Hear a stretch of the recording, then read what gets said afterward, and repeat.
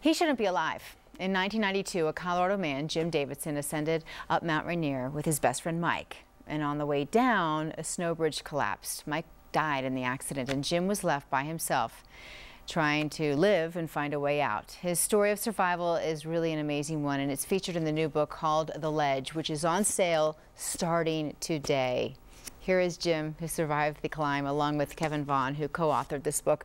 Both of you, thanks for coming in today. Our pleasure. I see you dedicated this book to Mike. Absolutely. Yeah, that was, what, 1992? Correct. When you were putting this book together with Kevin, did it just, I mean, I know you took notes after the whole ordeal, but gosh, does it all just come back like it was yesterday? Yeah, it rings heavy in my head and in my heart, and when we delved into writing the book, I went back through my journals, both audio journals and writings, and that just really brought me back to those moments, which was difficult, but very revealing as well. How did you survive? A couple things. My partner Mike was a great climber, and he slowed me down, so I was able to survive that 80-foot fall into the crevasse, and also the human will to live, which is very strong. And the memories of Mike and things that my dad taught me about not giving up. That's what powered me when things got very difficult inside the crevasse. What was it like to work with this man? Oh, it was incredible. I mean, I'm always interested in stories about people at their best in the worst possible circumstances, and so Jim had a tremendous emotional challenge here, having just lost Mike, and a tremendous physical challenge to climb out of this crevasse, and so I was hooked on this story 30 seconds after I heard it. This kind of story seems to draw quite the attention with Aaron Ralston's story, his book, Sure. and then the movie. I think people want to know, how does somebody survive like that? Who are these kinds of people? Or could we all do that if we were put in that situation? I don't know. I mean, your will to survive.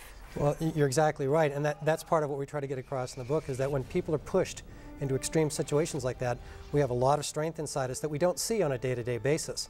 And although the situation was extreme, that's when I saw strengths emerge out of me, and there are in other people as well. And that's part of what we're trying to do in the book, is to point that out, that we all have a lot of resilience inside, and it comes out, and you can survive and get through amazing difficulties in life. In reading about you this morning, I was so excited to meet you. You know what I mean? Who is this guy? You know, our pleasure to be here. And tonight, people can meet with you guys. Actually, over the next couple of nights, you're going to have book signings. I would think not only people who are into mountaineering would probably like to hear from you, but just everyday people about, like we talked about, the will.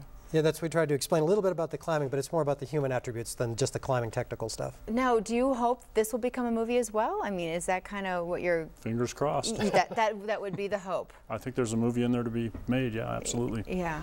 What are your most fond memories of Mike? Or do you think, first off, of what happened to him, how he passed away, or do you think of all the good times? I think about him every day. Every day. And mostly about the good times. At first, there was a lot of pain in the first few months and years, but as time has passed now, I think about the good times we shared in the mountains and the things he taught me about mountaineering. And I often think of him when I'm up in the mountains in a beautiful setting, and just think it'd be fun to share those kind of moments. You still love to climb and... Yep. Still love to climb, exactly. Well, okay, thank you for coming in, because we know you guys are busy over the next couple of days. Let me run through where you can meet these two gentlemen.